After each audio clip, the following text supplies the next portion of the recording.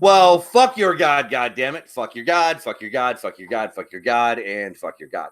This is me of the Odd Atheist Friends. This is Matthew, and over there in the giant flyover state that is North fucking Dakota is Eric. Oh, Hi, Eric. I feel like I'm getting called out.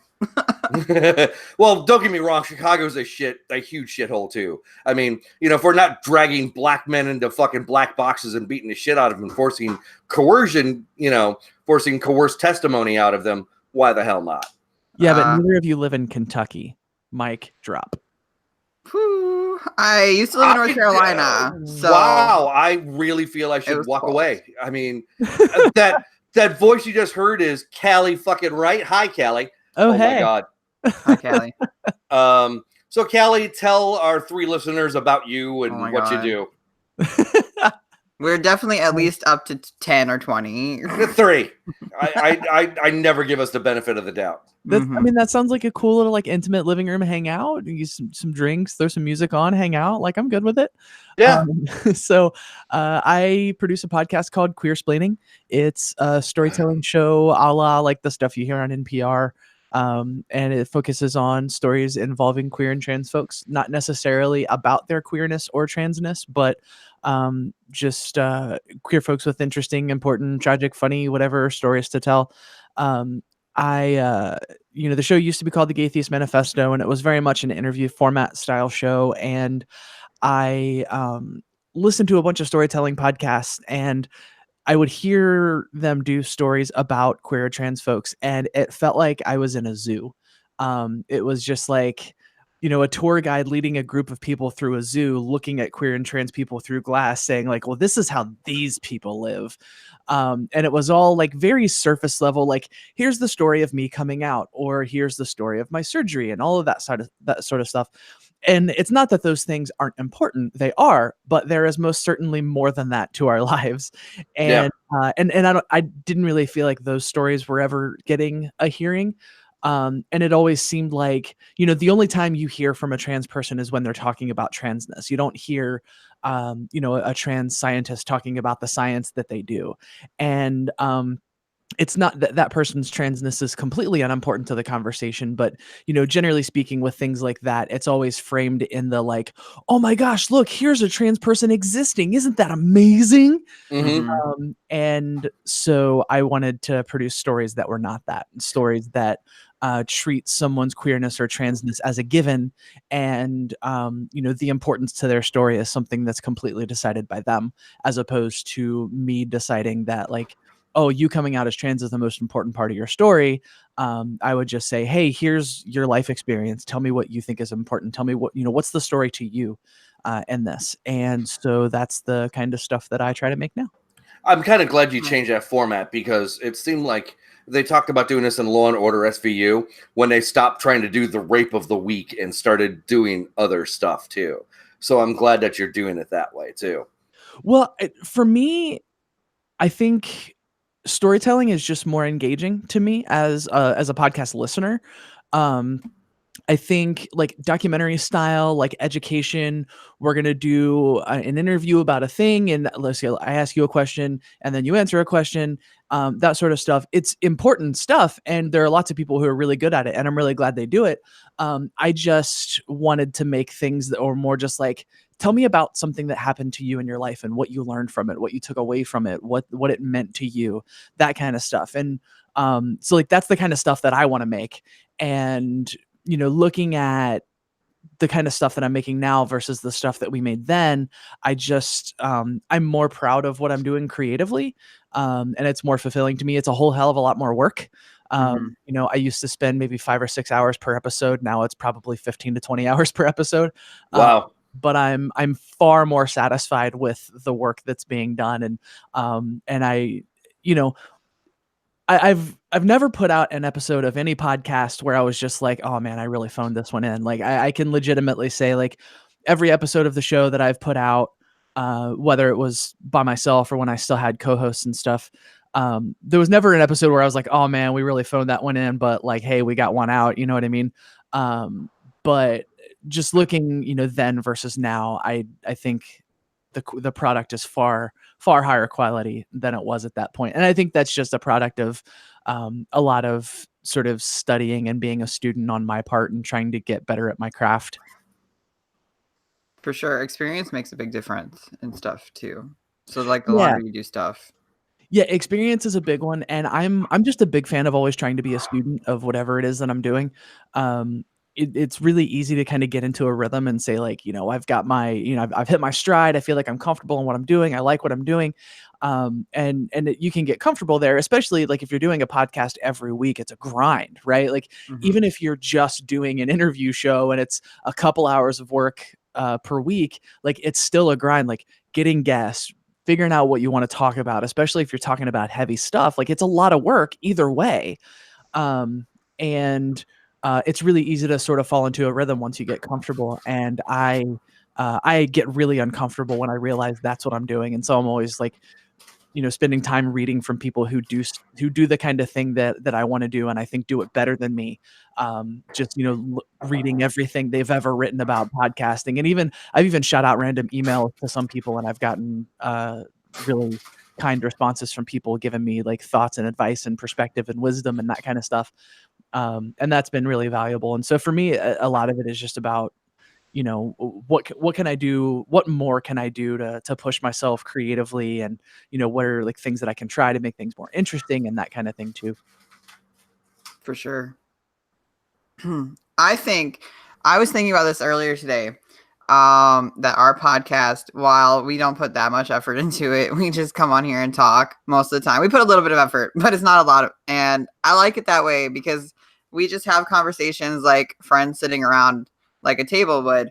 And I was thinking though that having Matthew and myself gives us a really interesting perspective. I mean, like that's not new, but like having Matthew be the cis guy, right? The cis straight guy. Yeah, always need one of those. Yeah, we always need a token cis. And having me be like, and he's older. He was in the military for 20 years. He was very Christian at one point, or a lot of his most life. of my life. And then I am a trans guy. I'm gay, and I was not Christian most of my life. And so I feel like to anyone who does want to listen to our show, we both bring a very interesting perspective that maybe other people could relate to, which is really cool. And not just like queer people, which like, I love that. And I think that's like still the majority of our listeners, to be honest. Matthew, get some more people listening. Pulling your weight, my friend. It's one of these things where it's like, as Matt Dillahunty says, it's the easiest question in the world. I have issues with that. It's not, because it took me the better part of 30 years to break that. I agree with that as well. Say again, Callie? I disagree with that as well. Okay. I mean, I understand the sentiment, but yes. I think that completely intellectualizes the question when intellect is only a small part of the equation for people in coming out of religion. Exactly. And like I've said, I compartmentalized my life for a long time. There was the God part of my life, which was a big part, and then the science, logic, and reason parts, which had their own little sectors in my hard drive. You know what I'm saying? I mean, and they were kept quite well divided, and they did not interfere much on each other. So it's a little hard to hear a cis white guy going, "Fuck your God," which is the opening line of every podcast since episode 15, something like that. So it's a little hard for people to want to get interested in that. And then we're talking about all kinds of other stuff too. I'm really big on trying to find out like what's going on with like police brutality and that kind of stuff in America. And we talk about that quite a lot. We haven't talked about that in a while, actually, but it gets super fucking depressing. It gets super depressing to talk about religion did this to fucking kids. Politics did this to fucking kids. We play the Trump game every week, and almost every week we've talked about him since we started this podcast. And it just gets fucking hard. I mean, trust. I understand, and that's something that's a line that I work really, really hard to toe, because obviously a podcast focused on queer and trans people, there is no end of tragedy, in that subject, right? And if I completely ignore that side of things, I'm obviously doing a disservice to the dialogue. If I'm trying to One, if I'm trying to make queer and trans folks feel seen and heard in a piece of media, but also the people who aren't queer or trans who listen to the show aren't going to get an accurate picture of what queer and trans life can be like if I completely avoid that subject. I But think if you it's get all I talk snapshots. about, well, right. But if it's all I talk about, that's a problem too, right? Yeah. Mhm. And so I try to balance that out with at least trying to find the hopefulness in a story. I never force it. Like I never, if I'm interviewing someone, I'm like, you have to tell me something happy or I'm not putting this fucking show out, you know? But I definitely do try to dig for that and say like, you know, what are you hopeful about? What do you feel good about? In contrast to like, what are you scared of and what can go wrong, to at least leave that possibility for hope. And then I do try to seek out ultimately positive stories as well. There's someone that I'm interviewing soon that has just the most amazing story about how she got her name. And oh my God, I'm so excited about this interview. That's awesome. And that shows about the work that you put in while Eric and I go, hey, what do you want to talk about today? I don't know. Let's get into it and find out. Oh my God. Yeah. And honestly, like I am a very, very strong proponent of the fact that there are millions and millions of correct ways to do a podcast, right? Yeah. There may only be a few correct ways for me to do a podcast. Yeah. But there are millions of correct ways. But I always, I'm in a lot of different podcast groups on Facebook, and lots of people are always like, you know, I always want to start a podcast. I thought it'd be really fun, but I don't know what I want to podcast about. And I'm like, what are your friends telling you need to shut the fuck up about? What are you losing sleep at night over? And that's what a podcast about. And that's where I'm at. Like at this point, I put so much work into the show and it consumes so much of my life. If it's not to the level of I can't shut the fuck up about it and I'm losing sleep over it, it's not important enough for me to talk about. And that's the kind of stuff like, you know, and like I'm always constantly like digging whenever I'm talking to someone and they share something with me. I'm like, you know, I'd be a bad podcast producer if I didn't ask you if you would be willing to come on the show and tell me this story. It's just completely and utterly consumed my life. And that's the right way for me to do a podcast. There are some folks who do podcasts that don't obsess over it like that. And it's more of a casual thing. And that can be cool too. Like I listen to those kinds of podcasts too. We like I said, everybody knows this, so we just kind of chill and talk about what's going on, what are we thinking about, and that kind of stuff, which I think has been very interesting in most of our podcasts. Some of the earlier ones were really bad as far as audio goes. Yikes. Yeah, we've all been there. I was fortunate when I started. I already had some studio gear because I used to run a recording studio, and so I listened back and like, by the standards that I have now, it sounded terrible, but for a very beginning podcast, I was doing okay. Yeah. Yeah. So, Callie, we were talking about starting, and you know, as a straight guy, I don't understand some of the stuff that goes on. Would it be okay if I asked a question? Yeah, absolutely. Okay. I hear the stuff about trans athletes and some of it, and like how they're, you know, like if a trans woman was to go enter into the woman's, that they're cheating because they used to be biologically a man, or as some people would horribly say, they're still biologically a man. Right. But also, what the fuck is a TERF? I mean, I hear this thing and I hear that some people like them and I hear that other people are absolutely horrified about them. I know that those are two wildly dispersed topics. Yes. I get that. So please take your time to educate the ill-educated guy who I could spend 5 minutes Googling this fucking subject. For sure. So let's start with athletics. So if you don't know, I am an athlete. Which is one of the reasons why I brought it up, because I knew you'd. I am a trans woman who plays roller derby, which is a very aggressive full contact sport. And so that subject is very near and dear to me on two very important levels. One being that I am a trans woman, and two being that I am an athlete in a very aggressive full contact sport. And so there are a couple of things. Like, first of all, just anecdotally, anyone who says that, I would invite them to come to a game and watch me get the shit kicked out of me by people that I'm supposed to have an inherent advantage over. but also like there are a couple of things. One small point, Yeah. really fast. Is it true that like roller derby people who do the women roller derby, they come in two sizes, the little small speed demon or like the huge hulking I'm gonna smash your face in? Or is there any in between? Space in between. Okay. Honestly, I'm kind of in between. Okay. I'm a little bit more toward the hulky side, but I'm not all the way there. Like Okay. if you have like Tiny over here and Hulky over here, the camera. If Tiny is over here and Hulky is over here, I'm like here ish. Okay. So you're to the hulky side of middle. Yeah. Because I'm a little bit taller and I'm built a little bit bigger than the average person. Anyways, I'm sorry. No, you're fine. So there's a couple of things to take into account. So this is not actually true for roller derby, but almost any collegiate or professional sports organization that allows trans women to compete says that they have to have been on hormones for a certain period of time. And some of them even have a surgery requirement.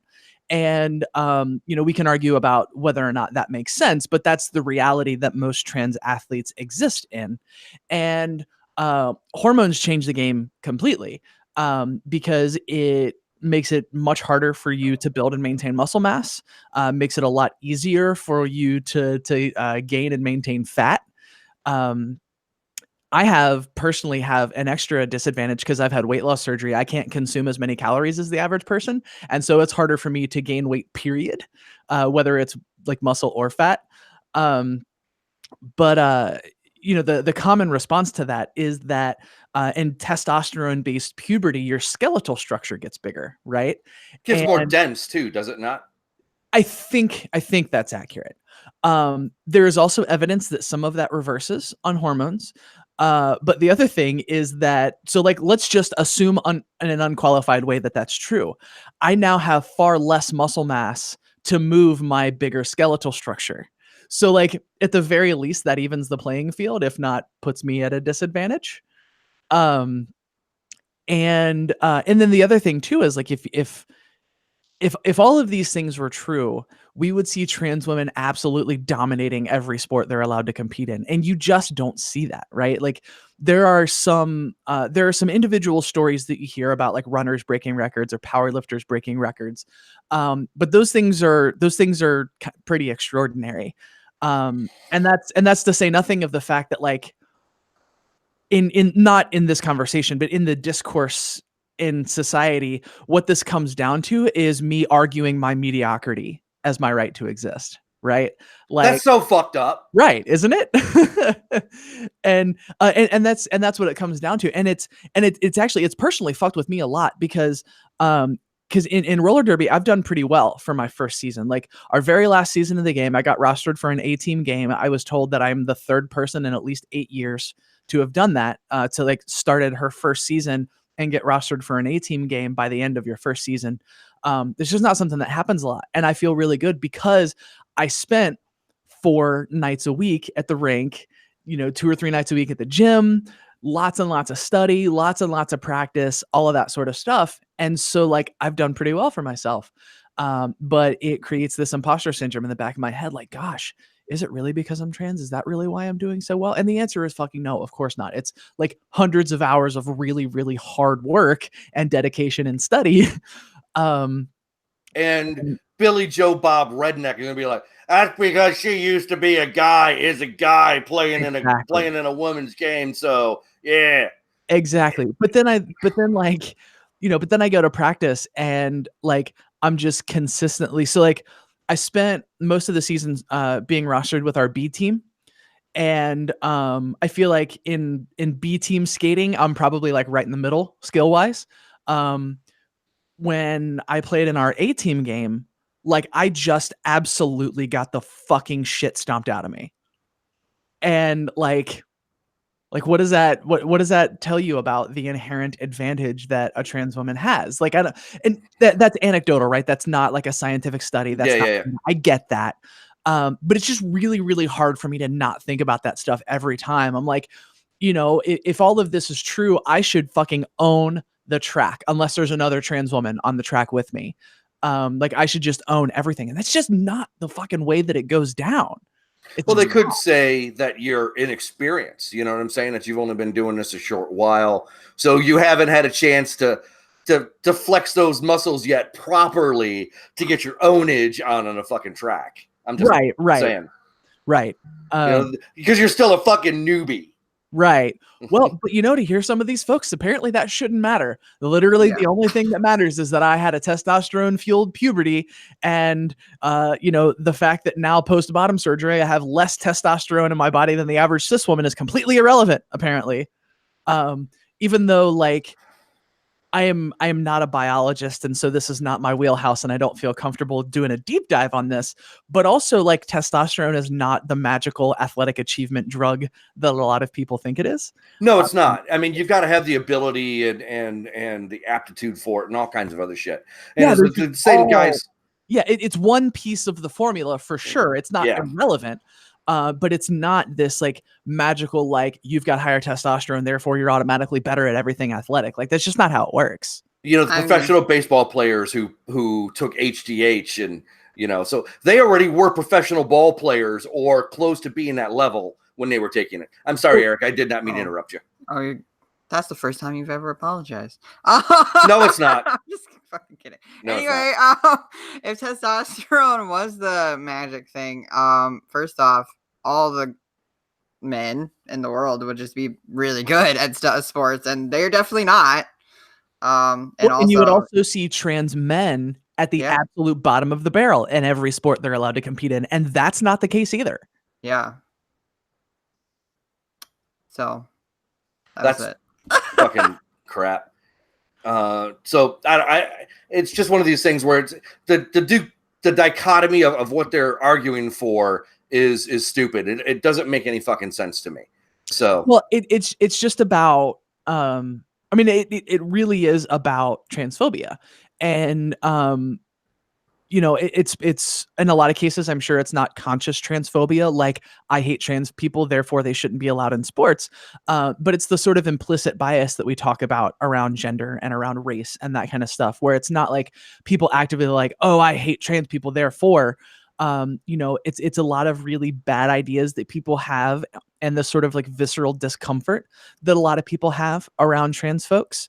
You see it in the conversation all of the time, like Castor Semenya, for example, not a trans woman, but the entire conversation about her was as if she were, right?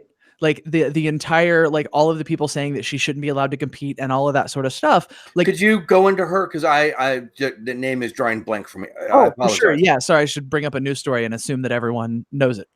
So Castor Semenya is a distance runner who, no one knows for sure because she hasn't released the results to the public, which is completely her business. She shouldn't have to. Absolutely. But basically it was suspected that she might have been trans because of the way that she was built, because of her deeper voice, because of her outlandishly good athletic performance.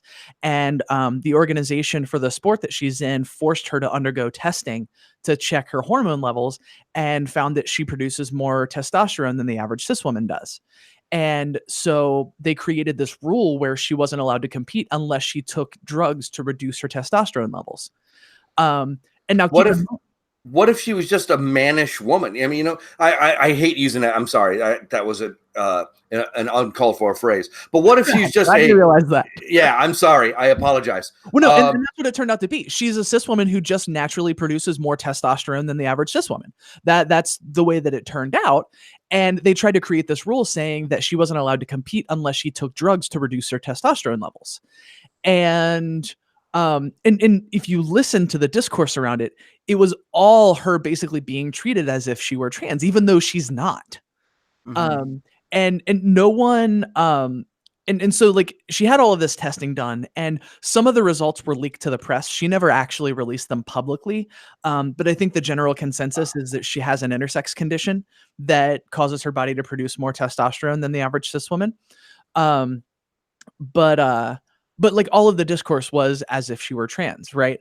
And so, when we have this conversation about trans people in sports, the conversation is almost never around the actual idea that some people have these like nutso sort of inherent advantages, right? The example that's always brought up is Michael Phelps. And so his body naturally produces half the lactic acid of the average person, right? And lactic acid is the chemical that your body releases that makes your muscles hurt when you get tired, if I'm remembering that right. Yes. Yeah. And his body naturally produces half that of the average cis guy, right? Why weren't they stopping him from competing then? Oh, it's worse than that. Not only did they not stop him, like people were praising how genetically gifted he was and how amazing this is. And so, right, exactly. That facepalm, that's exactly the reaction. So people only seem to feel the need to have the conversation when trans people are involved. Let's say a cis woman is just naturally 7 feet tall. Like, are we okay saying that she shouldn't be able to compete in the WNBA? Very few people are going to even go there, right? Mm-hmm. But if she happened to be trans, that would be the only conversation. And so, like, the fact that people only feel the need for this conversation to happen when trans people are involved says that it's about transphobia. It's not about inherent advantages in athletics, because, like, in a lot of ways, the act of sport is the act of testing the mix between your genetic advantages and how hard you work, because it's a mix of all of those things, right? Yes. And so like the way that my body is built, it really doesn't matter how hard I work. I will never ever be a good enough basketball player to play in the NBA. I am just not built that way, right? Mm-hmm. But someone who is naturally built that way also has to put in the work, and no one thinks about that. And so I think about someone like her and think about how much work she's put in to get good at her sport. And the only conversation is like, well, she looks like a man and her voice is kind of deep, so I don't know. Like, all of the hard work that she puts in gets completely left out of the equation. And I think to myself, like, I'll never play. I'll probably never play at Division I level in roller derby. I don't have the time. 2, I probably don't have enough years left to get that good at, like, my body being athletic and all of that kind of stuff. But despite that, I think about, like, all of the time that I've put in to get better at my sport, all of the work that I've put in, getting up and going to practice early in the morning when I didn't really feel like it, pushing through when I felt like I wanted to quit, like all of that sort of stuff, all of those times where, like, I'm really, really proud of myself for not quitting and not giving up and pushing through when it hurt, when it didn't feel good, when all I wanted to do was stop, and pushing through, like, the stuff that athletes normally talk about that makes them feel good about the sports that they play. Like, I think about all of those things. And then I think about the fact that there's a group of people that would be like, nope, testosterone. And, like, that's all that matters in the conversation. And it makes me want to throw shit. And Yeah. I think that wanting to throw shit is absolutely valid and legal. Valid and warranted. I'm sorry. Anyways, can I just go back to the horribly insensitive thing that I said for a moment and then took back? The reason why I said what I did was because that was just the instinctive gut reaction, and probably my old conservatism pushing back through my old religious dogmatism, trying to go through. It's something I fight all the time. Please don't. I realized what I said and then corrected it immediately, but I do want to apologize again. I'm sorry. I appreciate that. And, like, I would also like to hold that up as an example of, like, how easy it is to, like, apologize when you say something instead of doubling down and being an asshole like so many people do. So I appreciate that. Yeah, Matthew's really good about learning stuff on this show, and I really appreciate him. I also think that it's because of, because I did have that point of my life way back then where I can see now, I'm looking at people for people and not in some stereotypical way where I can see things better. I mean, I'm still unpacking shit. You know what I mean? Like, yeah, exactly. I'm 35 years old. I'll be 36 in November. And, I've really only been socially aware for probably 5 years or so. And I'm 12 years older than you. Yeah. And I only started finding out about some of this stuff when I was your age, right now. Right. Yeah. And so, like, literally all of us have shit to unpack forever. Yeah. Like we'll be unpacking shit for the rest of our lives. And Absolutely. I think really the important thing is that we embrace that process and listen. I think that's really the key. I want to go off topic. I'm sorry, just for a on. moment. Yeah, please. One, I'm 12 years younger than you, I think. So that's just really weird. You're just right in the middle of us. Yeah. Also, I just wanted to say, like, on topic, like, people think trans people are like, when you figure out you're trans, you just know everything, right? You don't. I mean, I just want to point that out. Like, you have to go through the same process as everybody to learn, like, I don't know, learn everything. It's a lot. And if you're coming from any background in America, to be honest, but especially a Christian background, it's really hard to unlearn a lot of that stuff, just like Matthew was saying. So even if you are part of the community, you have to put in extra work to like stop hating yourself. So it's a lot. Anyway. Yeah, absolutely. Go ahead, Matthew. As kind of a side point, there was a movie that I saw. I saw Bohemian Rhapsody last night for the first time. It was on one of the cable channels. And I remember, like, when I was a conservative Christian, when I was in high school and all that kind of stuff, you know, Live Aid happened, I think, when I was in middle school. God, I'm fucking old. Anyways, I kept hearing from people at my church that Freddie Mercury was, when he passed away, that he was in hell because he was, they didn't, you know, they were like, oh, because he was gay and he got the death sentence and the I'm not going to say the phrase, but everybody who is my age, they're like, he deserved it and he's going to fucking hell and all that kind of stuff. They didn't say fucking, of course, but you understand what I'm saying. And looking back now, and especially, I was literally in tears at the end of this movie because I wasted my life until I was in my mid 30s not getting into Queen's music because I was a conservative Christian asshole. And so, you know, just hearing all of his stuff, and it's just like, you know, seeing people for people as they are, other than a stereotype typified by conservative religious bigotism. Mm-hmm. I'm sorry. Yeah, like I said, it literally brought me to tears watching the movie last night. Yeah, that's something I think about all of the time. Like, how many lives were not fully lived because of bigotry, right? How many queer and trans folks were not able to lead full and happy lives, and still aren't. The Stonewall riots just happened, you know. Yeah. Not that, you know. And then of course all of the folks, like, I think first and foremost is like those folks' lives in and of themselves, but secondary to that, but still important, is what those folks have and could have contributed to society if society would have just gotten the fuck out of the way and let them / us do our thing. You know, it's enough to make you want to throw shit again. Yeah.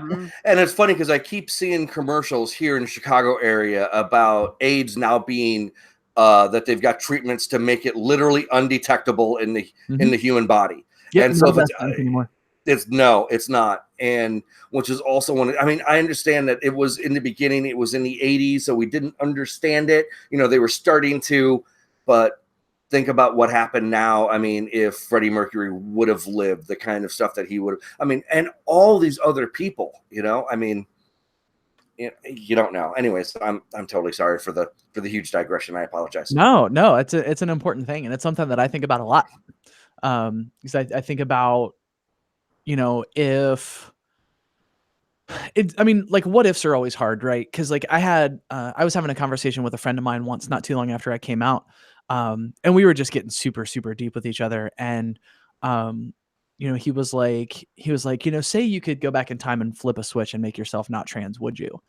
And I'm like, you know, I have struggled with a lot of shit in my life that I would probably rather have not struggled with.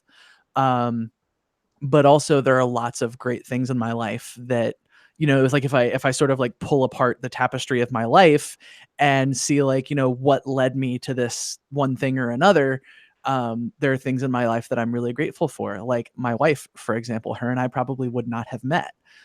Because if I weren't trans, I never would have started a podcast, at least not the podcast that I make. And that's how we met, right? And so many of the people that I'm friends with and that I love, I have met through doing the podcast, which I never would have done, or at least not that podcast, if I wasn't trans. And so it's hard. Like I definitely would rather have not had those struggles, but I've also gotten a lot of great community from it. You know what I mean? Yeah. And that's, you know, that's partially coming from a position of privilege in my mind, because there are lots of people who have literally nothing but trauma and bad feelings about their life pre-transition, and, you know, they lose everything in coming out, and it's not even a question for them. Like, no, I would gladly get rid of all of this shit if I could, you know, if I could. And I don't begrudge those folks feeling that way. It's sad that they're made to feel that way, but I understand it completely. Coming out as trans or gay or anything not cis, to be honest, is horrifyingly bad to do. Well, I don't want to say bad. It's horrifying to think about doing. I mean, it's bad enough to come out as an atheist in America today. I mean, in some ways, than it is, you know, in a lot of other countries. I think geographic is definitely, and even within where I live, because so like I live in northern Kentucky. It's the greater Cincinnati area. So like for all intents and purposes, it's Cincinnati. I'm like a 5-minute drive from the river. And I mean, there are literally pockets in Cincinnati. There are places in Cincinnati where if you say you're an atheist, people are like, yeah, okay, whatever. Like, it's not that big of a deal. And then there are some people that are like, literally like fucking horns grew out of your head when you say it, you know? Yeah. It's an interesting little microcosm of the Midwest, in that like there are pockets of like far left people, like further left than I am. And I'm a pretty far left person. And then there are also pockets of literally like Trumpian conservatism, kind of all within a very short geographic drive. And like a lot of people are surprised to find that I've actually like, and again, obviously anecdotal thoughts, but like I have definitely been made to feel more uncomfortable on the Cincinnati side of the river than on the Kentucky side of the river. Both like in myself and also just like being out with Celeste, like kissing in public or holding hands in public, that kind of thing. Where we're at in northern Kentucky, like I don't think I've ever gotten, I don't think I ever really remember getting more than like a curious side eye from someone in northern Kentucky. But on the Cincinnati side of things, like people have said things, and like Cincinnati's a weird town in a lot of ways. Absolutely, it is. That's a great way to say it. But it's funny because like there's even areas of Chicago that are the same way. Like you and Eric could, you know, hypothetically walk down the street holding hands in Canaryville, and there would probably be a fight between you and other people in Canaryville. You go to Boys Town and people be like, eh. Right. Do you know what I'm saying? I mean, Boys Town is it's funny because it's known for being a gay area, but they literally just don't care. I mean, that's where you see like the center of Chicago pride, you know, is in that area of town. So, but yeah, you drive 5 miles to go to Canaryville, and I'm helping you fight off people. I mean, it's weird. Like I spent some time in the neighborhood in Seattle, and it's just like I love that area of town. I mean, it's so much fun. And then the Castro and San Francisco, like, and it's probably psychological, at least partially, but like the air just feels different. You know what I mean? Like I was in like right after, like I was in process of retiring, and I had to out process in Seattle, and I met a friend of mine from another atheist website, and he was showing me around Seattle. We had a great time, and we were at like one of these fairs, and this guy hands me a tract, and I didn't even think about it. I mean, he just handed me a piece of paper at this. I thought it was like $5 off for food at his you know booth or whatever, right? I look at it and I'm like, does Jesus Christ know you're gay or something? Like I don't remember what it was. And I look at him and go, I turn back to him, and he's with a group of people, and I'm looking at him. I'm like, I'm an atheist who's gay friendly. And he's like, I'm not going to do it. And I said, then why did you fucking hand me the paper? Yeah. You know, if you don't want to do this, right, don't hand the paper. Somewhere near April, I don't know that it's Easter, but somewhere in April, there's like a Jehovah's Witness thing.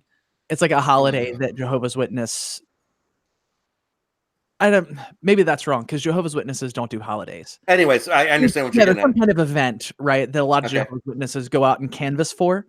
And so they were walking up and down my street, and they knock on the door, and I was like, oh, this could get interesting really fast. And I was in the middle of working on the show, and so I was doing things, and so I was not like. I was like, I got shit to do, guys. I'm not like interested in like inviting you into my house and having a debate. Cause one, I don't fucking care. Two, like I don't fucking care. So And 3, fuck you. right. The guy hands me this pamphlet and he's like, yeah, we just wanted to invite you to this event or whatever. And on the front it said everyone's welcome. And I did not think about this. And like, I literally, like, I was just like, I'm not interested, and closed the door in his face. And then I sat back down at the computer and I was like, you know what? I really should go back out and be like, hey, so my trans ass and my gay wife's trans ass, are we welcome there as we are, you fucking asshole? Like I wanted to, and obviously like I didn't, because like I had more important shit going on. Although I guess I could have gotten my recorder out and mic'd up that exchange. That would have been great. Yeah. That would have been great. But yeah, it's just, yeah. What the hell is a turf? Oh yeah. Okay. I hear this thing all the time. I'm sorry, but And, it's like a nerf and a swerf. Yeah. And a smurf. That was my So TERF is an acronym that stands for Trans Exclusionary Radical Feminist, and basically these are typically second wave feminists who. Can you explain second wave? I'm going there. Yep, I'll get there. Sorry. No, you're good. You're good.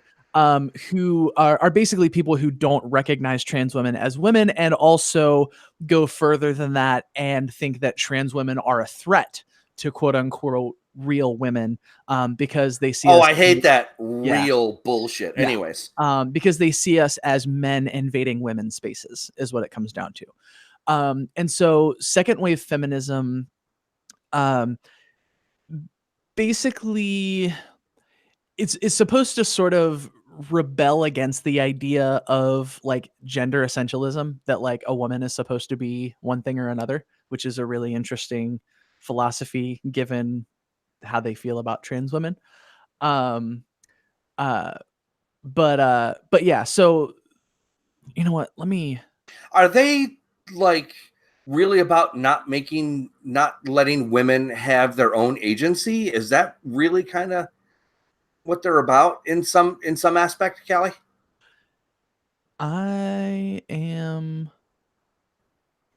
I saw a post yesterday or 2 days ago. I shared it, but it's about these feminist turf type people, and they typically, I've only seen them attack trans women, but they were attacking trans men at this time, and they were like holding up really gory pictures of surgeries, and they had a sign that said, "You're turning or you're taking lesbian," or I can't remember what it said, but it's something about how all trans men are actually just lesbians that are confused by the patriarchy.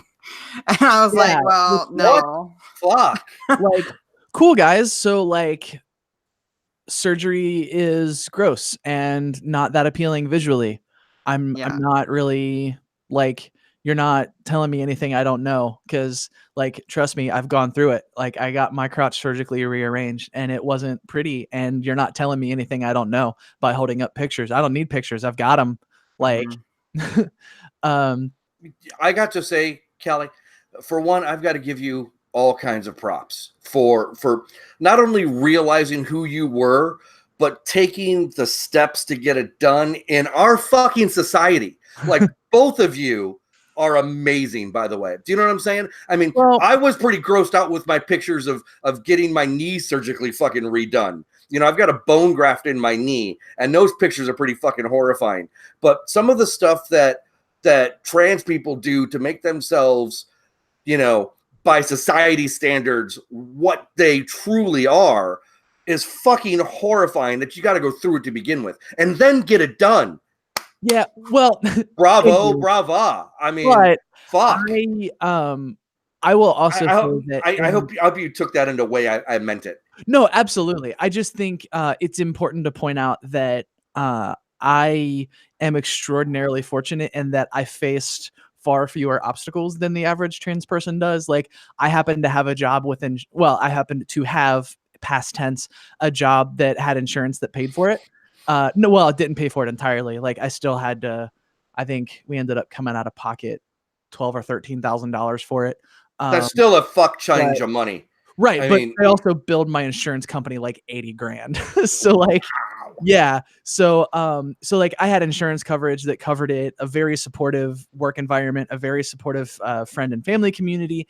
And so like it was still extraordinarily difficult, but in the grand scheme of things, compared to how bad other folks have it, it was a relatively transactional process for me. Like there were some speed bumps along the way. But like in terms of how difficult it is for the average trans person, I definitely had a more easy time of it. And so like I don't want to be like falsely humble about it, because Jesus, like it was terrifying and difficult at times.